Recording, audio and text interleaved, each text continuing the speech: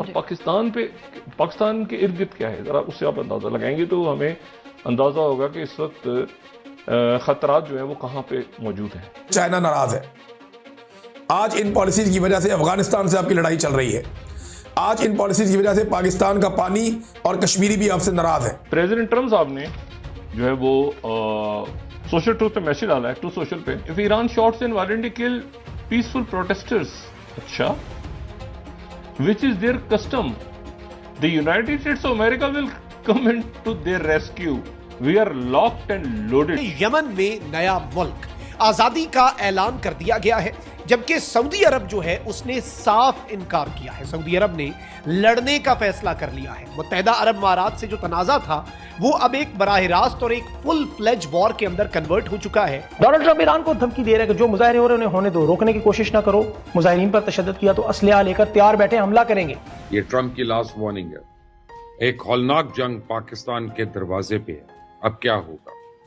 President Trump कैसे rescue के लिए आएंगे मुजाहिरीन के? क्या हेलीकॉप्टर उतरेंगे? क्या जहाज उतरेंगे?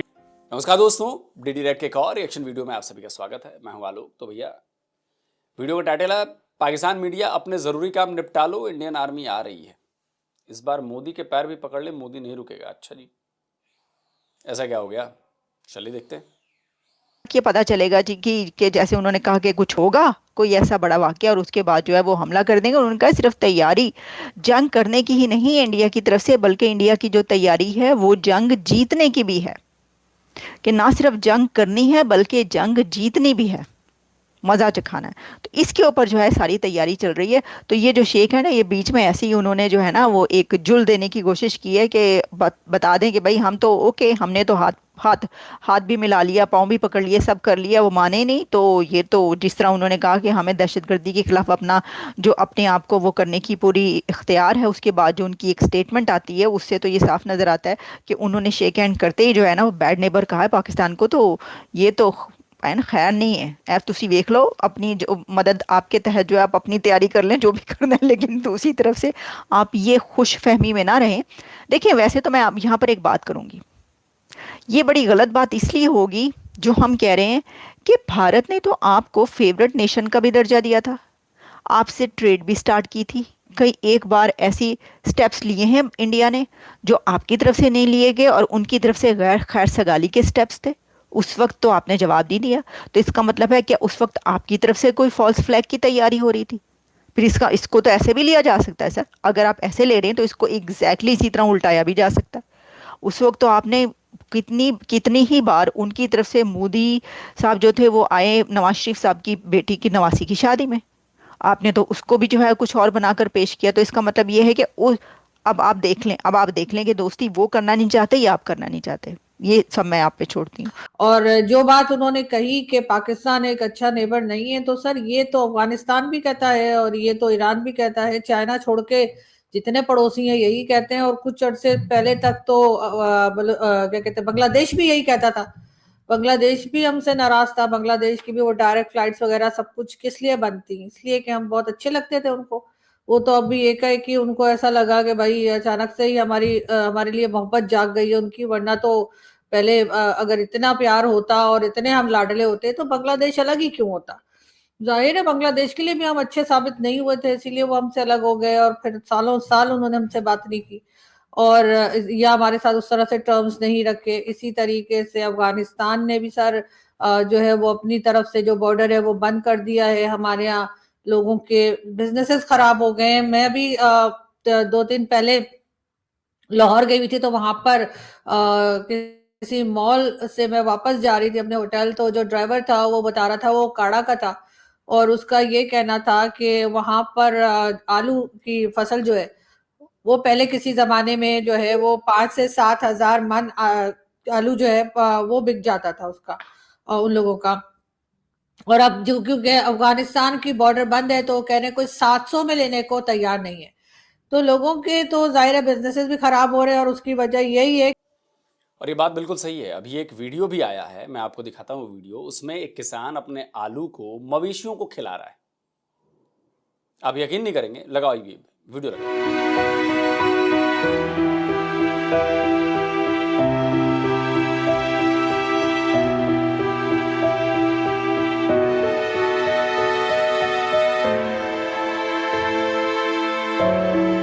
जाहिर सी बात है कि नुकसान इसमें अफगानिस्तान का नहीं हुआ है, नुकसान इसमें पाकिस्तान का हो रहा है, पाकिस्तान के लोगों का हो रहा है, पाकिस्तान के कारोबारियों, पाकिस्तान के फार्मर्स का हो रहा है, किसानों को हो रहा है। और ऐसी मेरे पास कई वीडियोस हैं, मैं उस पर एक अलग से वीडियो बना रहा हूं। कहीं गोभी की फसल नष्ट की जा रही है, कहीं कीनू फेंके जा रहे हैं, कहीं कुछ हो रहा है, कहीं कुछ हो रहा है। मतलब तबाह है पाकिस्तान के, और खासकर खैबर पख्तूनख्वा के जो किसान हैं वो तबाह हो चुके हैं। फसलें नहीं बिक रही, बेचारे फसल खराब हो रही है, फेंक रहे हैं, और बिलियन ऑफ डॉलर्स का आपका नुकसान हो चुका है। जो ट्रेड से आप कमाते थे, अफगानिस्तान एक्सपोर्ट करके जो आप कमाते थे, बिलियन ऑफ डॉलर्स का नुकसान हो चुका है। और ये मैं नहीं कह रहा, ये आपकी मीडिया कह रही है। लगाइए भाई, क्लिप लगाइए इनकी मीडिया की। पाक अफगान बॉर्डर की बंदिश के बायस खैबर पख्तूनख्वा के रेवेन्यू को झटका। केपी हुकूमत को रवा माली साल के पहले 5 माह में तकरीबन 2.5 अरब रुपए का नुकसान पहुंचा। पार्टनर अफगानिस्तान से तिजारत बंद है और नफरत का आलम यह है कि वो आइंदा हमसे तिजारत नहीं करना चाहते। एक अंदाजे के मुताबिक 5 अरब डॉलर की फॉर्मल या इनफॉर्मल एक्सपोर्ट्स बंद हो चुकी हैं। तो जनाब, बिलियन ऑफ डॉलर्स का नुकसान आपको हो रहा है, पाकिस्तान को। किसान पाकिस्तान के परेशान है, कारोबारी पाकिस्तान के परेशान है, अफगानिस्तान वालों पर तो कोई फर्क नहीं पड़ रहा। और लीजिए पंगे, जैसे हमारे साथ पंगे लिए, हमने ट्रेड खोल रखी थी, मोस्ट फेवर्ड नेशन का दर्जा भी दिया था। पाकिस्तान ने कभी हमें मोस्ट फेवर्ड नेशन का दर्जा नहीं दिया, लेकिन आपने ट्रेड बंद की, आपने बॉर्डर बंद किए। अब देखो उसका नतीजा क्या हो रहा है। महंगाई आपके यहां, सब्जियां नहीं मिलती, टमाटर नहीं मिलते, ये नहीं मिलता, वो नहीं मिलता, बवाल। पड़ोसी कंट्री जो है हमारे साथ ताल्लुकात रखने को या हमसे बात करने को या हमें हमारे साथ चलने को तैयार नहीं है। वरना भारत को तो आप कह सकते नहीं, वो तो हमारी बुराई करते रहते हैं या हम उन्हें अच्छे नहीं लगते। 1947 से यही चलता चला आ रहा है सिलसिला। तो सर बाकी सबको क्या हुआ, चाइना छोड़ के? वैसे तो बेचारे शी जिनपिंग भी चुप बैठे, उनकी तो खुद समझ में नहीं आ रहा। हमने उनके इतने डॉलर ले लिए हैं कि अब बेचारे कुछ हाँ करने और ना करने के काबिल ही नहीं छोड़ा हमने, और CPC भी कंप्लीट नहीं किया। तो सर मेरा ख्याल है डॉक्टर जयशंकर ने ऐसी बात जो कही है, तो सर पहली बार तो नहीं कहा, भारत तो बहुत बार कह चुका है कि पाकिस्तान एक अच्छा पड़ोसी नहीं है, पाकिस्तान क्या से हमारी तरफ ये होता है, वो होता है, टेररिज्म होती है, पता नहीं क्या क्या सर वो लोग कहते रहते हैं, और हम एक कान से सुन के दूसरे कान से निकाल देते हैं। तो अगर हमने अपना एक कान से सुन के दूसरे कान से ना निकाला होता और उस बात को सुन लिया होता, तो शायद बहुत सर हालात बदल सकते थे अगर हमने बदलने की कोशिश की होती। मैडम एज यूजुअल आपने अपना स्क्रिप्ट वही रखा जो आप रखती होती हैं, ठीक है। उन्होंने कहा नहीं नहीं नहीं नहीं, कसूर पाकिस्तान का, किसी का कोई कसूर नहीं। अगर आलू नहीं ना जा रहे वहां पे पाकिस्तान में, वो आज मैं देख रहा था पिछले साल 700 दहशतगर्दी के हमले हुए हैं, कोई 4-5 हजार से ज्यादा बंदा मरा है। उन्होंने कहा नहीं कसूर पाकिस्तान का। आलू काबुल नहीं पहुंचे, कसूर पाकिस्तान का है। काबुल से दहशतगर्द आएंगे, कसूर पाकिस्तान का है। मतलब ये बड़ा कन्वीनियंट है, अच्छा लगता है, मतलब मजा आता है लोगों को ये चीज कहना, कसूर पाकिस्तान का है। वो डॉक्टर जयशंकर, मतलब उनका तो कुछ है ही नहीं। सर देखें, मैंने ऐसा तो नहीं कहा कि सब लोग दूध के धुले में हैं और कुछ है ही नहीं, लेकिन बात सारी ये है कि पहली बात तो ये कि जैसे कहते हैं ताली एक हाथ से नहीं बजती, चले वो भी हो जाता है। लेकिन सर साथ ही साथ आप जिस जबान में बात करेंगे आपको उसी जबान में जवाब मिलेगा ना। ऐसा तो नहीं है कि दूसरा आप यहाँ से जाकर कुछ लोग चाहे वो नॉन स्टेट एक्टर्स के नाम पर या किसी नाम पर गड़बड़ होती रहेगी और दूसरा बैठा रहेगा। चले भारत की तो आदत है ना, वो तो हमें इल्जाम देते ही रहते हैं, हालांकि हम लोग तो बहुत ही मासूम लोग हैं, हमारी तो चेहरे से ऐसे नूर टपक टपक टपक के सर सारा ही टपक गया। लेकिन सर उनका क्या, अफगानिस्तान वालों का, वो क्यों ऐसी इस तरह की हरकतें कर रहे हैं? वो क्यों पाकिस्तान से कह रहे हैं कि जी यहाँ से टेररिज्म हो रही है? देखिए आरजू जी, अगर ऐसे आप बात करेंगे तो बताइए कैसे काम चलेगा। चीमा जी को बुरा लग जाता है, क्यों आप सच्चाइयां बयान कर देती हैं। और वैसे भी देखिए बड़ा खतरनाक टाइम चल रहा है। खबर तो यही आई कि पाकिस्तान के 5 पत्रकारों को और पता नहीं किन किन लोगों को, एक वो 2 फॉर्मर आर्मी ऑफिसर्स को भी जो है वो सज़ा आपके यहाँ सुना दी गई है। ये मैं लगा देता हूँ स्क्रीनशॉट। बताइए, पत्रकारों को, फॉर्मर आर्मी ऑफिसर्स को सच बोलने के लिए सजाएं सुनाई जा रही हैं, उन बेचारों का क्या होगा, उनकी फैमिली का क्या होगा? तो आप भी ज़रा ध्यान रखें।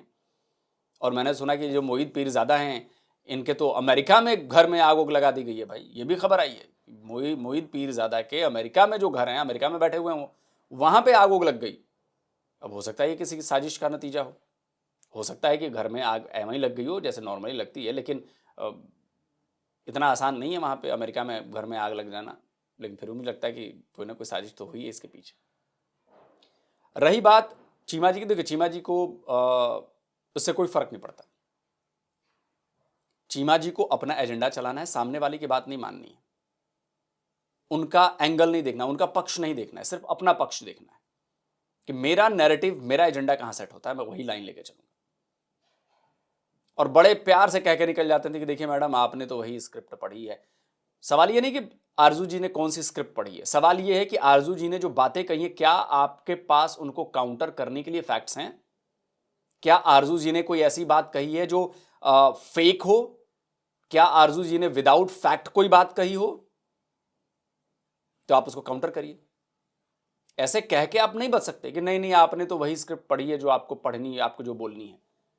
तो आप भी तो वही करते हैं, आप भी तो वही स्क्रिप्ट बोलते हो जो आपने पढ़नी होती है, जबकि आप में तो फैक्ट भी नहीं होते। आप आरजू जी ने जो बातें कही आप उसको फैक्ट से काटिए, लॉजिक से काटिए, तब तो बात समझ में आती है। आप मुझे बताइए कि भारत से जाकर अपने 10 साथियों के साथ किसी आतंकवादी संगठन ने पाकिस्तान में किसी आतंकवादी घटना को अंजाम दिया है जैसा कसाब ने दिया? क्या भारत में कोई ऐसे आतंकवादी मौजूद हैं जो क्या नाम है उसका, हाफिज सईद जैसे बयान देते हो भारत के खिलाफ? वीडियोस मौजूद हैं। सैयद सलाउद्दीन जैसे बयान देते हो भारत के खिलाफ, मसूद अजहर जैसे बयान देते हो? आप मुझे बता दो, एक बंदे का नाम बता दो, आप संगठन छोड़ दो, एक बंदे का नाम बता दो जो इस तरह का बयान देता हो कि भारत की बर्बादी तक जंग रहेगी, जंग रहेगी। बता दो आप एक आतंकी लॉन्च पैड के बारे में बता दो जो भारत के हिस्से में हो और वहां से आतंकियों को लॉन्च किया जाता हो पाकिस्तान के भीतर, एक बता दो।